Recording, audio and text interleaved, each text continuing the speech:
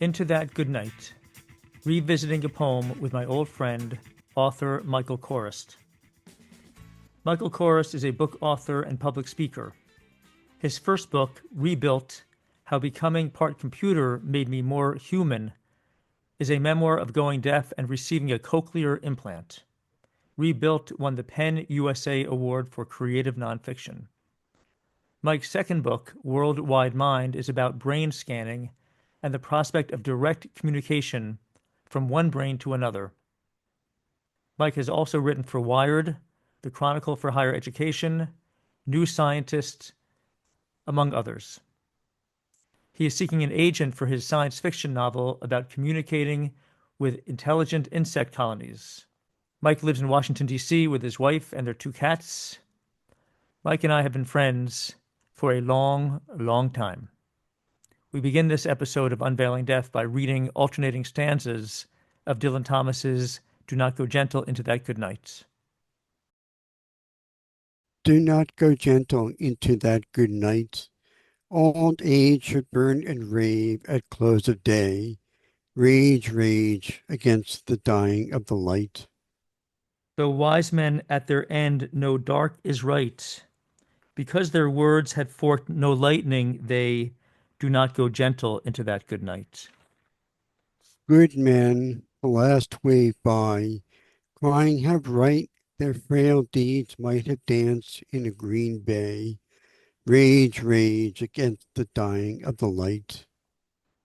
Wild men who caught and sang the sun in flight, and learn too late they grieved it on its way, do not go gentle into that good night. Grave men near death, who see with blinding sight, blind eyes could blaze like meteors and be gay. Rage, rage against the dying of the light. And you, my father, there on the sad height, curse, bless me now with your fierce tears, I pray.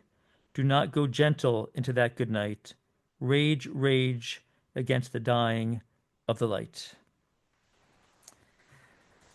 So, Mike, my friend, I would not be surprised if 40, 41, 42, 44 years ago, this poem came up in a conversation between you and me, and maybe with our dear friend Mike Petriano, who went into that good night, who has gone into that good night, maybe with some others, and we might have talked about it and evaluated it and recited it, maybe just like that.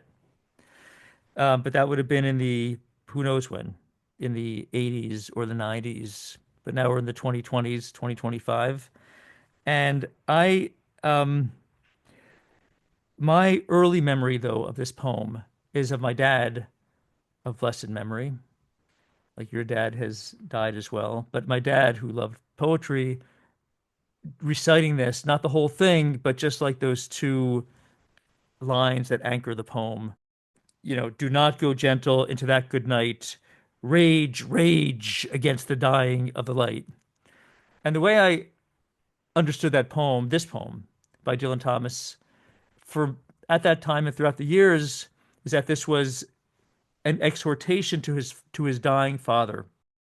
But now, having read it more closely over the last few weeks, kind of, and in conversation with you, I'm not so sure what this poem is. If this is actually Dylan Thomas at his father's deathbed, trying to convince his father to fight death. I'm not sure that's what's happening. What do you think? Well, when we were discussing which poem to pick, you wanted to pick an easy poem. And, I don't think this is an easy poem. I think you're right about that. It is a little complicated. But who is he addressing? What does he mean? But I want to come back to your point about the fact that we probably discussed this poem 44 years ago. You know, when we first encountered this poem, the poem itself was maybe 30 years old. Now the poem is actually 70 years old. So a lot of time has gone by. And I find that I read it very differently now than I did when I was young. When I was a kid, when we were kids, really didn't read this poem for its meaning. I was just intoxicated by the language of the poem. I didn't actually think of people raging. I just was swept along by the prosody and the meter of the language. And at that time, it was like this beautiful verbal artifact that I enjoyed as such. And I didn't really think about death in a practical way. But now I do, right? We're both 60. And so death is a little less abstract than it used to be. So the question I'm asking myself is, well, do I rage against death? Should I rage against death? And so that's the question I want to put to you. Do you rage against death? Or do you feel that you should? Or do you see others raging against death? Hmm. I definitely try to stay strong and healthy. So there's something in that. And how much of that is just like vanity and how much of that is a desire for longevity, I'm not sure. But um, although I don't think I raging against death really feels like a defiant attitude. And I don't think that I'm defiant, but I think I'm kind of accepting. And that's probably because, as you kind of were asking earlier, I encounter a lot of death in my work. And some people are certainly raging against death. Old people, old and sick people, I should say. And others are really not. In fact, I would say most people at a certain point have the wisdom, I guess I'll use that word, the wisdom to acquiesce at a certain point, to know that, their time is coming and that's okay because they've lived a long time. And for many of them, their children, are our age, 60, or in my case, Mike, still 59, by the way. Uh, Okay. You're just a young one. I am. Well, how about you? Are you raging against death? You know, that's what puzzles me the most about the poem because it's a kind of exhortation. You should rage against death. And I'm like, why? Why waste your energy raging against the inevitable? I would rather spend my last hours enjoying those hours or, trying to save somebody else during those hours instead of being burned up in anger and rage. Hmm. So it puzzles me at age 60 in a way that it did not when I was in my teens. But Mike, are you sure that this is an exhortation? Like I thought that it was, but now it seems I think that Dylan Thomas is, and he was very young when he wrote this poem, right? He died at I think 39 years old. So he was a couple of years before he was in his, I guess, mid late 30s when he wrote this poem. Um, but I'm not sure that he's exhorting anyone to rage against the dying of the lights. Well, I mean, he's exhorting his father. Let me just rephrase that. At the end, it's clear he's imploring his father to rage against the dying of the lights. But the examples he gives before that, I don't think he's exhorting anyone. I think he's just commenting that people, various people, wise men, good men, wild men, grave men. By the way, note that WGWG, which, right? Wise, good, wild, grave. Yeah, that's Um, cool. I never saw that. yeah, it is cool. If you didn't see it, that means you didn't read one of my texts because I texted that to you. Well, certainly the theme of the poem is futility, right? These people are dying disappointed in their lives and they feel that their lives have been wasted and are futile. Right. So let's how about we take those middle stanzas and just look at them and see what's going on here. Um, and again, folks, I hope that you've heard Mike and I read the poem and perhaps you have it in front of you on your screen or in a book. But if you're driving, keep your eyes on the road and your hands upon the wheel. Okay, so let's look at the wise men. So the wise men at their end know dark is right. And by the way, there's a lot of dark light imagery, right? Even the, even those anchor lines, do not go gentle into that good night, and then rage against the dying of the light. So there's a lot of light and darkness throughout, I think, in every stanza of this poem. So the wise men, they know at their end they know dark is right. In other words, perhaps they know darkness is coming, or they understand that this is the way of all flesh. Dark is right. I mean, death will come. But then, because their words had forked no lightning, they do not go gentle into that good night. So what do you make of that? I agree with your interpretation of this, that perhaps wise men assess their accomplishments and inevitably find themselves coming up short. I mean, I've been thinking about this, when I die, what is my life amount to? It's basically going to be two books, maybe three, and then what, right? Mhm. What else is there to mark that I was here? But I also think about the fact that I've done so many fascinating things in my life. I've traveled to so many places. I've known the love of a good woman. I've had a happy marriage.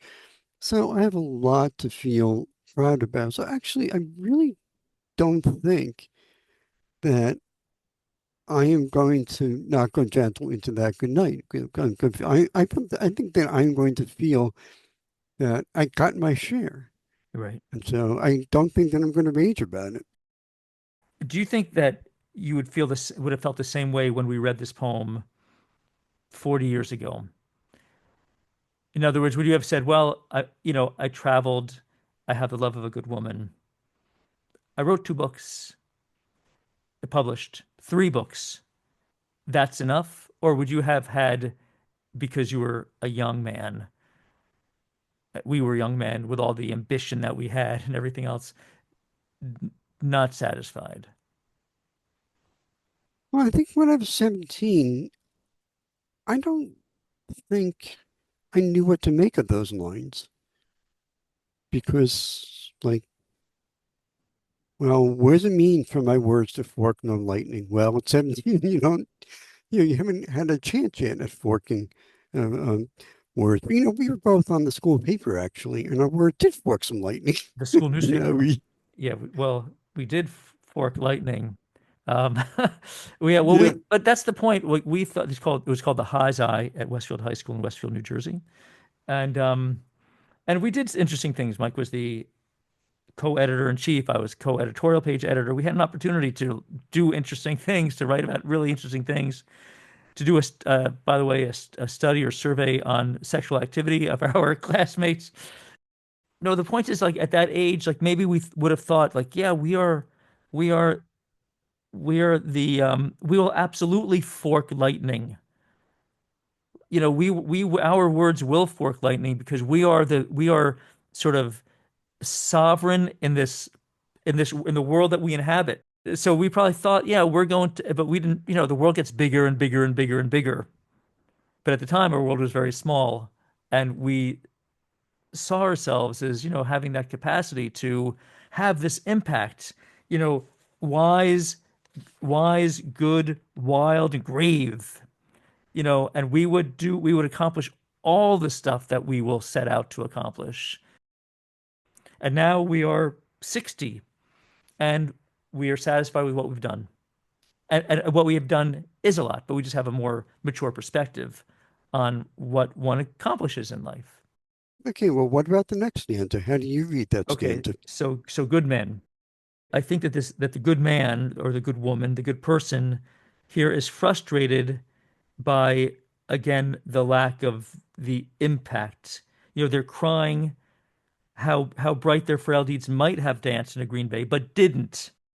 Well, I think there are a lot of good men in that position. I mean, just think how the people who developed the Oslo Accords are thinking about what's going on in Gaza. I'm sure they're asking themselves, all that work, did it come to anything?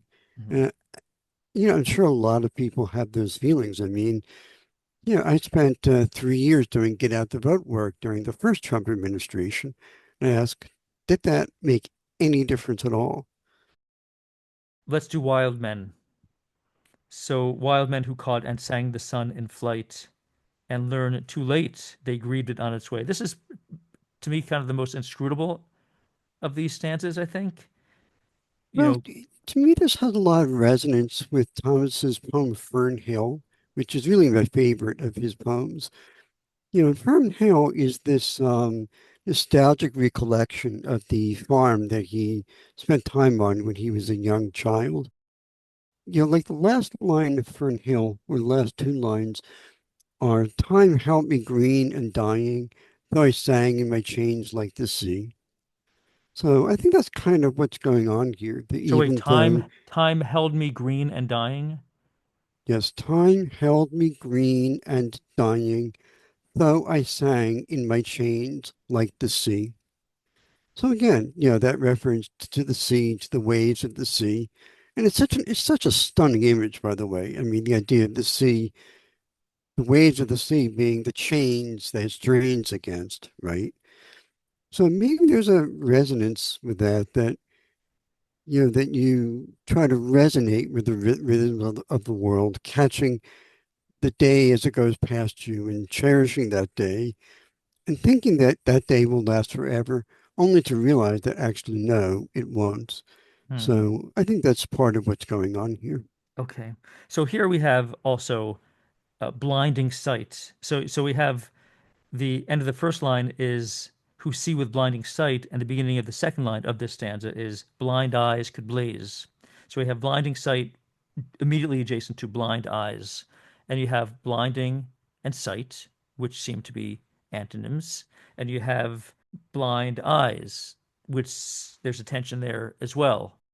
I mean, I think there is a reading here of the sight of the afterlife. And incidentally, we should just point out this poem is so implicitly non-Christian, right? There's no hints of acceptance of death as a portal to a higher plane of existence. There's none of that Right, going on in this poem.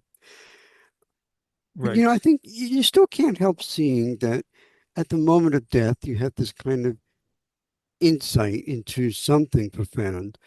There's certainly all kinds of fascinating stories of near-death experiences where people who have no religious impulse report, you know, seeing a glowing light all about them and being addressed by their ancestors and so on. I mean, these are really interesting stories of people who are literally on the threshold of death, seeing things. So to me, that's what that stanza feels like it alludes to. I see something else actually, and those two lines, and again, this most confusing stanza.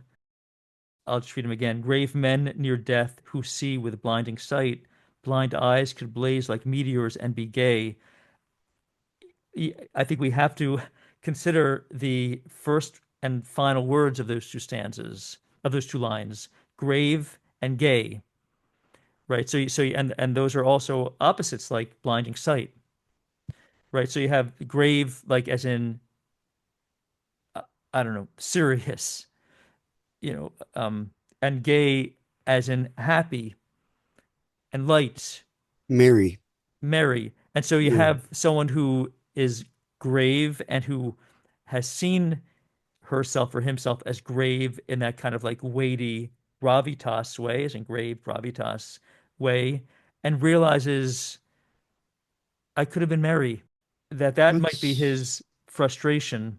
My eyes were blind to what could have been, and I wasted it. I wasted some years or some time or some energy, sort of forced gravity, gravitas. So now the really interesting final verse. And you, my father, there on the sad height, curse bless, it's curse, comma, bless. Curse bless me now with your fierce tears, I pray. Do not go gentle into that good night. Rage, rage against the dying of the light. So um, I have a thought about this, but what's yours? well, of course, it is this sort of magnificent metaphor of the father at the height, the peak from which he will presumably then fall. I remember when my grandfather died, we were talking about this while sitting shiva, and my father said, and I just thought this was really interesting. He said, growing up, it's kind of like being on a treadmill. When you're a kid, you're two people behind that treadmill because your grandfather's in front. and then your grandfather dies, and then you realize you're one person behind. You know, your father is next in line, and then after that, you are next in line. So that's always the image that's come to mind, that there is a kind of moving treadmill or moving escalator, and you Absolutely. were on that escalator, and at some point you were going to be at the top of That's that the sad escalator. height, in other words. That's the sad height. Yes, Yeah, the sand escalator. Yes, the sand height. yeah, the sad escalator. So in the book of Genesis, Isaac is old and blind, and he wants to bless, he has twin sons, Jacob and Esau, and he wants to bless Esau, the older of the twins, but through trickery by Jacob and by Isaac's wife, Jacob's mother, Rebekah, through trickery, he ends up blessing Jacob instead. And Esau also gets a blessing, but it's a lesser blessing. It's not the innermost blessing that he was seeking, that he thought he would get. And when Isaac learns that, when blind Isaac learns that he's been duped and he blessed the wrong kid, the wrong son, he cries very copiously. To me, it's hard not to that this imagery tells that story to me. But more importantly, so what does it mean though? Well, And the word curse has always puzzled me. I mean, I think that a lesser poet would have just made the line, "Bless me now with your fierce tears, I pray." But he added that word curse. So how do you curse your son with your tears? That's just a meaning that doesn't quite seem to fit together. How do you read that? I believe that the poet is saying, Father, just do anything. Curse me, bless me. I don't care. Just rage against the dying of the lights. Do not go gentle. That definitely makes sense to me. Yeah, you could also read it as the fact that a father's actions always tend to bless and curse. You know, your father does good things for you in your life. Your father also does bad things for you in your life. So there's always a complicated relationship between a son and a father, and indeed, of course, a daughter and a father. Hmm. Yeah, but again, it's hard not to read into this autobiographically because Thomas's father died in 1953. And I forget whether that was just before or just after Thomas died, but It you know, was they before. Thomas died shortly after his father died. okay, shortly after. But again, you're right. I mean, the poem is completely exhortatory in those last four lines, and you know they are very moving lines. It's really about a son gazing at his father at the brink of death, and having a very profound emotional reaction to that fact. Do you have any particular memories of your father's last moments or a late conversation with your dad? Wow. Well, he had severe dementia for something like 9 or 10 years before he died. But the last time I saw him alive was in a COVID ward. So I was completely swathed in PPE. I had, the nurses put me in a face mask and a mask and gloves and a gown. And, I, I was completely unrecognizable if he had ever actually been able to see me. And he was out cold. And Mhm. I tried, touching his arm to see if that would rouse him, and it did not rouse him at all. And it just felt, I wondered at that point if I should recite the Shema. And I sort of did under my breath, but I didn't say it out loud because it was a shared room. There was a guy on the other side of the divider. So it was just a very awkward, very weird, very sad moment because I knew that would be the last time that I would see him alive. Mhm. And I just didn't really know what to say or what to feel or what to do. Right. Yeah. So my couple memories. One is when I last saw my dad was in Florida, and he was being wheeled out to have some tests done in a hospital. And two things happened. Number one, he was pretty clear. I mean, a little confused at times, but pretty clear. and asking questions and stuff like that. And as he was being wheeled out, he asked how our dog Lucky was, which I thought was amazing. And I kissed his forehead. So I'm glad that I did that. But I also asked him, I would say, I don't know, a month or so before then when he was home in the kitchen in Florida, I asked if he had any sense of regrets or unfinished business. And he said, not a whole hell of a lot, which I'm glad about that. So he was not, and he was the person that introduced me to these lines, rage against the dying of the light, decades before that. But he was comfortable. He was comfortable where he was in life at the end. Although he had expressed previously, for years, not looking forward to getting older and that sort of thing. But by that point, he he was he was a wise man, understanding, where he was. So, Mike, two things. Number one, let's revisit this poem like every 5 years until one of Okay. us goes gently into that good night. Um, and but do you want to, I often conclude these podcasts asking people what would they like to, I often ask what song they would like to hear as they lay dying. And then I make it broader. What song or music do you want to hear as you lay dying? But for you, it might not be song or music at all. It might be silence, which you're familiar with silence, or it might be verses of poetry. Yeah, that's a really interesting way to put the question. Well, I don't really know if I'm going to get a choice because I presume that when I'm on the edge of death, I'll be insensate, and that would mean unable to make sure my cochlear implant batteries are charged, to make sure they're placed on my head. And it's not obvious when a cochlear implant battery has run out of charge. There's no like flashing light that says I'm not charged anymore. So like a nurse looking at me or even my wife looking at me, she's not going to know if I'm actually hearing or not in that moment. But I do like silence. Whenever I work, whenever I'm writing, whenever I'm at the keyboard, I always take my processors off because I like the quiet. To me, the quiet is a space that allows me to focus. And it may be that at that moment, provided I'm conscious, and I hope I'm conscious. I mean, I would like to experience the moment of death. I would like to know what that is actually like.